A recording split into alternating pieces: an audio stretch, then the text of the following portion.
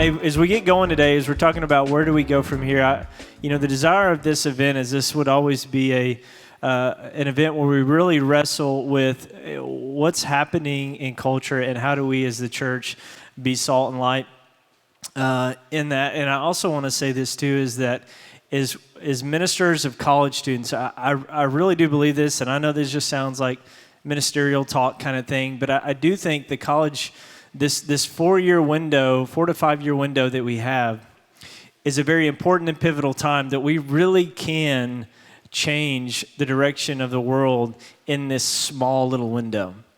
And that's why I really want us to talk, when you think about what's been going on in 2020 and then into 2021, one of the things that has been very prevalent is the issue of race and racism, and not only just the United States, but also in evangelical churches.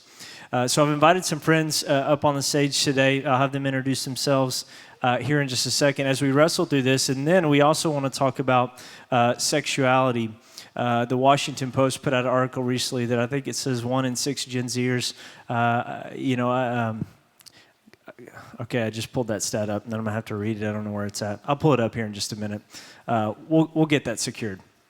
But let me go ahead and introduce our panelists here today. Purshia, why don't you tell us, obviously Purshia gambles, but where are you at, where do you serve, and what's your role? Hi, I am Purshia, and I've paid those people. And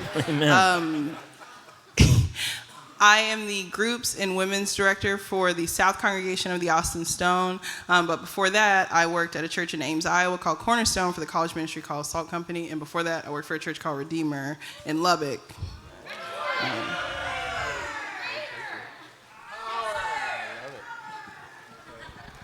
Shane? Yeah. My name is Shane Pruitt. I serve as the National Next Gen Director for the North American Mission Board, NAM. Yeah. Awesome. Mitchell? Yeah, my name is Mitchell, and I serve as a college director for the Austin Stone. Before that, I was at a church called Redeemer, and served as a college director there. But yeah. Awesome. Well, let's kick off on the topic of race. We just had a conversation here in the back, and as I just mentioned a minute ago, this last year the racial tension has been super high. We've had conversations, Mitchell and Purshia, talking through some of this, like how do we as college ministries, how do we really handle this, and how do we disciple in this? But first, and maybe this is kind of selfish of me, but one of the things that's been so impactful for me as a white minister is to have friends like Purshia and Mitchell, people of color, and to hear from you guys and your experiences. So would you guys just please share with the room, like, what has, obviously this is new, what we've been experiencing over the last year is really new for a lot of white folks, but it's been things that you guys have experienced for much longer than a year. Would you just share with us a little bit of your experience of being a black person and minister in a predominantly white evangelical culture? Yeah, Mitchell, I'll go ahead and start. So I've been, so I was saved when I was 18, right before I got into college. And before that, I just had attended black churches with my grandma, and I was just literally an attender and would show up just because I thought that's what it meant to be a good person. So when I got saved, I was saved in the context I was majority white. So I was invited to majority white churches and became a member of one. And so when I think of these kind of like experiences as a black person, I think of like the time where, when you're saved, like everything is kind of like, sorry, this mic is kind of doing some weird stuff. Yeah, let me see it. Yeah, appreciate it. Dang. Bro, look at these kicks, by the way. Oh my goodness. Dang, my guy. So like, when you're saved, like you kind of have this season, especially when you're young, you have this season where like, man, everything is awesome. And God is doing so much. And like everyone who's involved in the church or who is a Christian is just incredible. I remember the time where like that innocence was taken away from me was actually a situation where I decided my sophomore year to like go on a date, and it was the first time I was dating a white girl. And I knew her parents were Christian. she was a Christian, so like in my mind, I was like, this is super awesome. So I'm just gonna ask her on a date, and we went on dates and like did the whole, like kind of talking thing for like 3 months. But her parents also lived in town, so I brought up questions like, hey, like when am I gonna meet your parents, since they're like super involved in your life and all these different things? And she would kind of sidestep it, but I didn't really think much of it. So I remember her sister talking to me, because she was in our community too. Her sister came to talk to me and was like, hey, like, I think this is the reason, like, she hasn't brought you up to our parents, because I think they're racist, and she's actually going to talk to them right now. And I remember when she came back from that conversation, just tears in her eyes, she just recapped everything for me, and just apologized for not bringing that up before. But when she brought up the fact that she was dating a black person to her family, she said all the things before, like, this person is awesome, like they love Jesus, all these different things. And then at the end she was like, but like also they're black, and like I really like them. And she said her mom started bawling, like, and said these words, "What did we do wrong?" And I think mentally I just totally blanked out on what the dad said, because it was so terrible. And at that moment I remember just feeling like, man, even though these people said they were Christian, like, they don't like me just because of the color of my skin. Like, they don't even want me to date their daughter. I could do all of these Christian things and live like a holy life that's like centered on Jesus, but still, like, they wouldn't want me. So that's when I became super cynical, like super doubtful of Jesus and the church and all those different things. But it was primarily because of what I had experienced in like white church spaces. So I know a lot of times we talk about doubt, deconstruction, and all that, and we want to make the boogeyman people out there, but a lot of times it's our churches that are the things that like lead us to doubt and lead people to not even want to step foot in the church. So that was a super hard experience for me, and man, I'm thankful for leaders like Dusty and Rashard, who really empowered me and just really spoke just encouraging words into me, and just put me on platforms that I probably didn't deserve to be on. But man, those have been some of the good experiences, but some of the kind of bad experiences have been more so with members. And when we talked about race, and Justin and I brought this up in that conversation in there, and then I'll pass it to Purshia. I remember the first fall where I was college director at Redeemer. Lubbock, Texas is super conservative place. None against conservative. I might say conservative, progressive. I don't mean anything about it other than the fact it is what it is. So like, just so you know. But Lubbock is super progressive, or super conservative. Gosh, I don't know what's happening. My life is breaking down on the stage.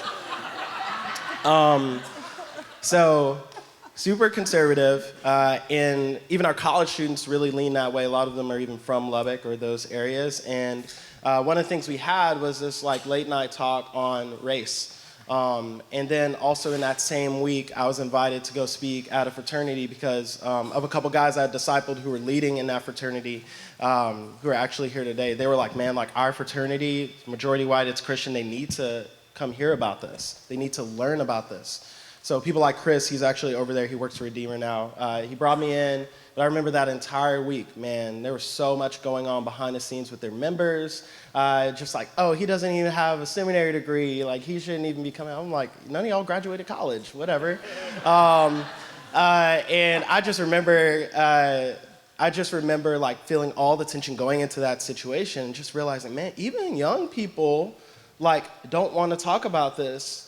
And even like 18-year-olds who are in college, who are, quote unquote, supposed to be a little more progressive, and when thinking about these subjects, they still don't want to talk about it, and they still struggle with racism and are racist. So I remember so many people left our church. So many college students left our church and went to church down the street. And I remember talking to Dusty about it one time. I don't even know if he remembers this conversation. He was just like, what's the update? Like, what's going on in college ministry and stuff? Because this was my first fall. And I was like, man, a lot of people have left. because of just talking about race and stuff. And I remember Dusty just being like, all right, bye. Like, let him go. Because, man, we wanted to, like, disciple our people holistically, and we wanted to be about that life. So, but those are just some snapshots. But it's hard being a black person in majority white spaces, even if it's the church, because of our brokenness. Hi. I think there are ways that the conversation of race for me, regardless of what you think of, intersectionality or things like that, it does get compacted for me being a black woman. Yeah. And by that I mean, not only do I feel the pressure of assimilation, I oftentimes feel the pressure to fight the trope of being an angry black woman. There have been so many times people, whether maliciously or not, have just said things that are either rude at best or racist at worst. And then whenever I have a visceral reaction or just react and like am hurt or upset, they're like, well, don't get defensive. Stop saying things that are offensive. Like I am incredibly frustrated and confused by the fact that my pigment takes away my freedom to react to just hurt a lot of the time. At least that's what it feels like a lot of the time. Growing up in Lubbock, I'm from there, born and raised, strive for honor evermore. If you know anything about the history of Lubbock, like socioeconomically and geographically, right now, if you pass a certain intersection, you cross over into probably like 70 to 90% of Lubbock's like black and Hispanic population. And that's East Lubbock.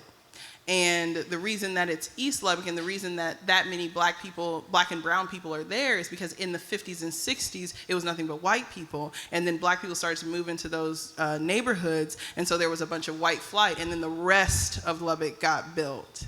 And so I learned that in like college, but like early on as a kid, even before being like just as like a fifth grader, I remember thinking, my grandmother lives, a street over from me. My aunt lives 2 streets over from me. And I can walk to my cousin's house and we can hang out or whatever. But whenever I wanted to go to a nice restaurant, whenever I wanted to go to a good high school, whenever just anything, other than just where other brown and black people were, I would have to go across town oftentimes. And that is not by accident. It wasn't by accident, not just in Lubbock, but in a lot of cities across the U.S., through things like redlining and gentrification. Those things aren't just interpersonal examples of racism, but structural and just structural institutional examples of racism that keep black people marginalized and not being able to benefit from a lot of the things that you guys, if you're like a majority like white person, like just kind of take for granted, like that you automatically know you're afforded, and for me, in my personality type, like ministerially, there have just been times where I felt like I was more of a black face than a black voice. Like where I felt like I helped check a box far more than I helped move the ball of ministry forward. But in that, I've seen lots of like open-handed prayerful repentance when that's called out. Because who I am, it gets called out. But then I've also seen just like a passive, like, well, this is just kind of what it is. And that immediately tells me, like, I'm not in a safe place. Yeah. And I don't mean any place specifically, you know what I mean? I can only speak from my personal experience. And like there was an example at another church where at the time, I was very like deeply involved and not like to prove like, oh, I do all this stuff, but like I was involved with women's Bible studies at the church. I was, discipling a lot of college girls, like just in the lifeblood of this community. And then one of the hot button topics at the time was gender roles within the church, like what it means for our church to be complementarian and winsomely so. And it was just something I was having a lot of conversations about. Lots of people were having conversations about it.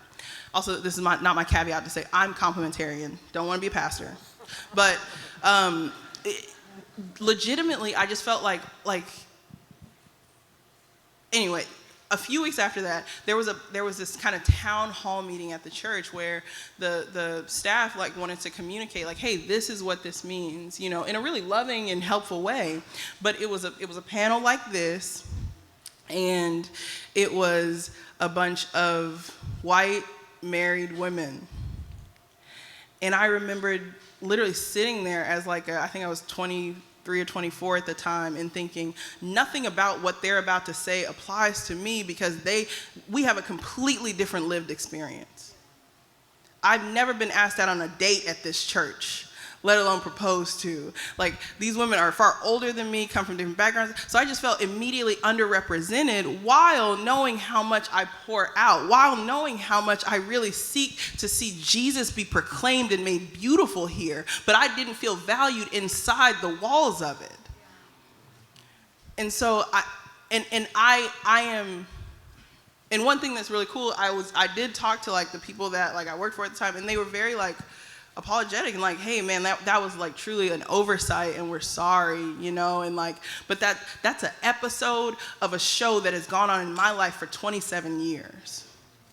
And I'm sure that that's probably the case for a lot of the black and brown people in your ministries. Just because they don't tell you about it doesn't mean it's not happening. Quiet is not the same thing as peace. Legit, and I say this as hopefully you leave from here knowing that and believing that, and then you do something, not so that you feel guilty or shamed or anything like that, but just so you say hey, I did not know that this was people I disciples experience, but your innocence in it can no longer be used as innocence. Your ignorance can I want to just say one more thing. First off, Purshia's an incredible leader. You should get to know her. She is freaking awesome. And I echo all of that. I just want to say the issue that we're talking about is not something that is wrong with white evangelical churches. The issue is that we've let our churches be shaped more by the world. When she's talking about redlining, when she's talking about all of these different things, when we talk about these things, our hope is for the church. We work for majority white church that doesn't always get things right. But we want to encourage you guys to do whatever you can to not make your church like the world. Now, people always think of things like CRT and stuff like that, that's going to make our church like the world. No, we know, for the most part, as Baptists, we know when progressivism is coming, into our churches. But what I just want to warn all of us in is that, man, our conservatism and our marriage to even some of those politics and those sides, are more like the Trojan horse, that's going to make our church more like the world. And so I know that might rub some of us the wrong way. It's oh my gosh, what is he saying? But I just want us to not just fear one side over the other. It's anything that's worldly is worldly. We as a church need to be a picture of what the church is going to be at the end, when all of us are singing in unison, holy, holy, holy to our God on the throne. Different languages, colors, all that. What are a few things that you think would be helpful, say a predominantly white church, white college pastor, lead pastor, whatever, looking to either hire a person of color or maybe elevate a person of color to leadership in the college ministry? What are some things they need to be thinking about before that's even an ask, to make sure this is really the right thing for them to do as pure motives? I think For me, something that is gainfully important is like a candid conversation of like, do you really understand if you know, I'm one of very few black or persons of color coming onto your staff, do you understand that you are not just asking me to come work here? You are asking me, in addition to whatever like vocational responsibilities you're giving me, you're also asking me to fight the temptation to assimilate at every turn. You're asking me to fight the temptation to leave my blackness at the parking lot when I get out of my car. You're asking me to legitimately like be all of who I am with all the attrition and the hard conversations and the, you know, just the crap that comes with that. Because I'm telling you, in rooms like this, most black people want to blend in every way that they can because of the clear way that they can't. Like legitimately. And so for someone else in the room, that, especially someone that I report to or someone that I, you know, signs my checks or whatever, like it helps me to know that I'm not fighting that fight alone, because you know that that's what you're signing me up for, or you're asking me to sign up for. And to some degree, every church that I worked at has really sought to do this like faithfully and redemptively, but it hasn't been perfect. So that's something that I'm saying like here now, it will be awkward to have those conversations, but I urge you to have them, to say honestly, hey, this is where we're at as a church in regards to race. This is where we're at as a staff in regards to race. And here's where we aren't. And here's ways that it really might be difficult, but it also would be so good for our church for you to be here, because it will look more like heaven if you're here. Also, if they are competent, called, and equipped to do what you're asking them to do. Do not tokenize people to make your church look more diverse than it actually is, because you are doing a disservice to them. You're doing a disservice to people made in God's image, pushed forth by the Holy Spirit, and legitimately wanting to do good work. Yeah, I can just drop my mic for her. Yeah, in addition to all that, yeah, I think it's easy for us to keep it real and just be like up front, but like, man, everybody doesn't have personalities like us. Man, so when we think of like all black people or black and brown people, like we don't want to like speak for everyone. But I think one of the beautiful things about, so I was discipled and came up through Redeemer's College Ministry, and then eventually became the college director there. So when I was interviewing for my job with the Stone, it was really like kind of this weird experience where it's like, okay, like one place is like home, and I kind of know who I am, but I kind of don't at the same time. So through that interview process, I was like, man, if I do anything, I need to keep it 100 with the people interviewing me. And so what was so cool about that process was just being able to be honest with them about where I'm at and who I am and what I'm passionate about, and asking them, is this too much for you? But I would say, since every like minority doesn't have that personality, or may be tired from like bringing those things up, I would say if you're hiring people, or if you're bringing people on your staff, and you're a majority white church, and like I know we could use the term multi-ethnic, but usually multi-ethnic is usually still majority white. So just keep it real in that way too. If you're a majority white church, you need to ask them like, first off, you need to tell us that we're 100% welcome, like as we are in Christ. I love when Drew quoted Dallas Willard and that definition of discipleship, just us becoming who Jesus would be if he were us. But like my skin color is black, so I don't need to assimilate like in certain ways to white culture to be effective in a majority white church.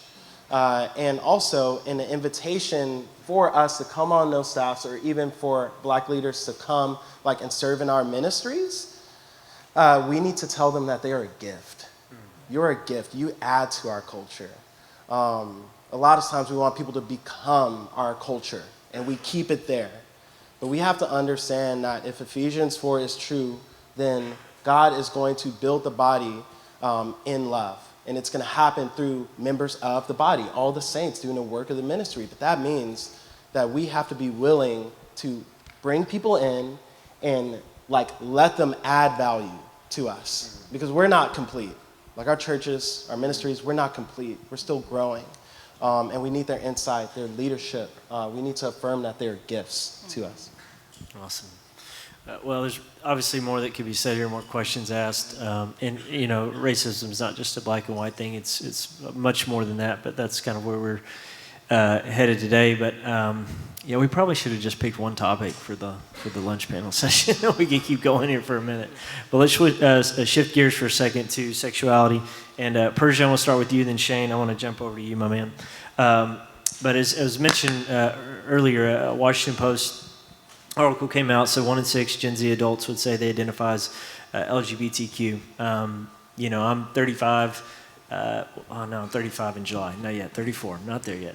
But when I'm graduated in 2004, that just wasn't. I don't think that stat would be that stat. And so there's obviously things happening and changing in culture. So Purshia, I want to start with you. Where do you see this kind of shift in Gen Z's kind of just understanding of sexuality? Where do you see this kind of coming from? Yeah, something that I see that's becoming more and more prevalent is a very cultural narrative of sexuality, and not just for lack of a better term, physical or erotic sexuality, but the nature of how people operate. It's a much more of a narrative that's led by you be who you want to be, a very morally relative type vibe. And that, it's just rampant because of the culture we exist in, the more and more we, time passes. But the reason that is so pervasive is because we have had, up to this point, strongly within the church, such a strong purity narrative that while well-meaning is limited and oftentimes harmful because it makes you feel it can make you feel like if you are straight, if you are, if you haven't had sex before marriage, if you don't look at pornography, then you're good as far as this whole Christian purity thing goes. Two things wrong with that. One, if you do check all those boxes, that does not make you pure. Jesus makes you pure of so many different things, not just of a sexual nature, but all types of things go through our minds, the things that we intake, the things that we have to grapple with in a very sin-sick world. So you can be filled with this false sense of pride or self-righteousness because of these things that you haven't done when it's just a very limited view of the grace that you actually need. It cheapens the grace that you actually need. And then on the other side, if you're anything like me and you don't check 1 or 2 or 3 or any of those boxes, you are instantly filled with shame. You instantly feel like before I even knew I was playing a game, I've lost. And in a place where churches like ours, churches like mine, though we know we're all broken, you compare the blooper reel of your life, of your past, of your, who you are in the darkness of your room to the highlight reel of someone else. And so you just instantly feel so immobilized and crippled by probably what is a broken and harmful past. And then you're silenced by the fact that it's I don't play into this purity thing, and so you're left kind of what do I do? When in my mind, the answer is a stronger press of sexual discipleship, an actual understanding of what is gender, what is sex, what is marriage, what does all of that mean if we're Christians? And the most powerful example of that is in the actual act of sex, because it is this very exposing and vulnerable act done, if you're a Christian, in the covenant of marriage, because of the metaphor that it points to. It points to the fact that as we are Christ and his bridegroom, there's a particular type of relationship and intimacy that can only be shared if you know I'm not going anywhere. Yeah, that's really good. like if you know I've seen the worst of who you are, good, bad, ugly, past, present, future, and I'm not leaving. All things considered, I choose you, I want you, I love you, I'm not going anywhere. You need, that has to be a very like set in stone thing, you know what I'm saying? But that can only be had in the covenant of marriage, just like how Jesus views us. I died for you, I love you. There's nothing on this earth that can keep me from you. So there's a lot of times where we're told to do something like not have sex or not watch pornography without the knowledge of how it applies to the metaphor, you know? And, I'm so sorry. And a neglect for the fact that if you are not married, I'm not married, I get to live out that metaphor in God-honoring singleness. In the church, that gets so muted. Especially for women. When I got to 24 and wasn't married, I felt like I had failed. Yep. But through so many different people,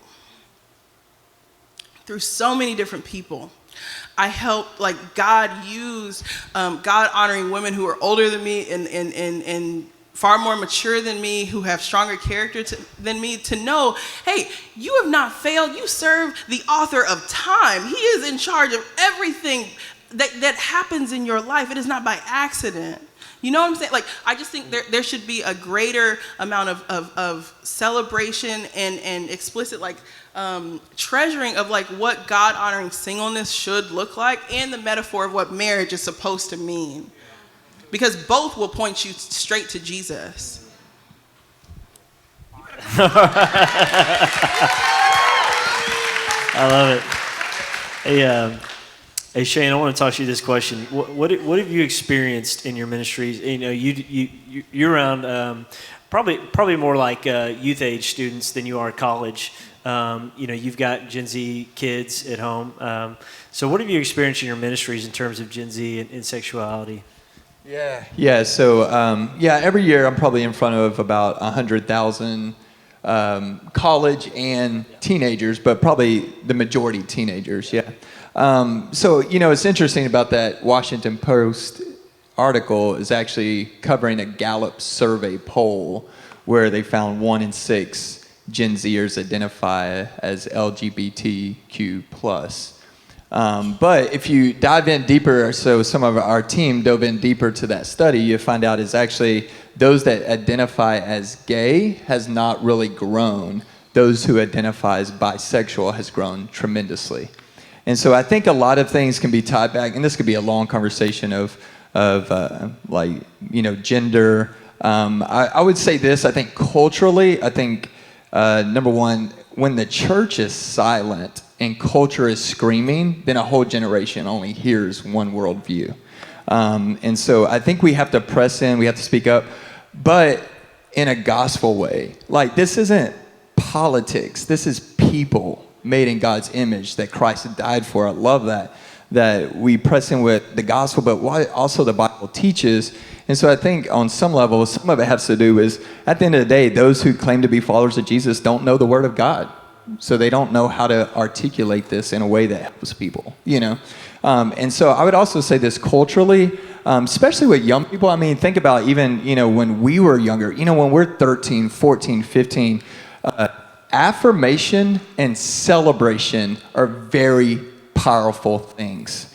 And so when you got something that's been affirmed and celebrated, then you want to identify with what's being affirmed and celebrated. Now, I am not negating that people have sexual tendencies or maybe feel predisposed towards certain feelings, but I'm saying I think there's a lot of, especially when you see the growth of bisexuality and identifying in other ways, I think affirmation, celebration is very powerful tools. I mean, I think that's why all through the Bible, you constantly see him being affirmed in your identity. That the gospel changes our identity before it ever changes our activity. The gospel changes who we are before it changes what we do. So there's constant affirmation in the word, and then there's constant celebration. I mean, think of Luke 15. I'm an evangelist at heart, so I use this all the time. It says, even the angels in heaven are rejoicing when one sinner repents. I think what's bad is sometimes culture understands that better than the church does, because whatever God creates, Satan corrupts. And so, sadly, I think culture in a certain area has gotten really good at affirming and celebrating, where the church goes, no, let's show you what real affirmation and celebration looks like. And I think that's why a lot of that's grown. And a lot of confusion. I want to be honest, a lot of confusion. I'll give you one example here recently of a guy who's a senior in high school, and he came up to me at an event I was speaking at, and then he goes, man, I just recently came out of the closet. I'm gay, and we started talking about that, and that hits very close, even for our family with some uncles and cousins, and then just a lot of ministry friends.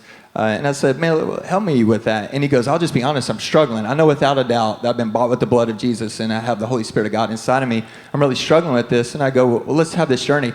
An hour later, he shares with me why he thinks he's gay, which I wish we'd have had this in the first 3 minutes of the conversation. And basically he says this, the girl who I've been dating for 2 years that I'm in love with, she now identifies as a male, and because she identifies as a male, I'm now gay. So he's extremely confused, but he's been given nothing to walk through that with, So, yeah. Wow, man. Thank you, Shane. Well, I think this is really great stuff. Give these guys a hand. Thank you for participating. Purshia, love you. Thank you, Shane, Mitchell. Appreciate you guys.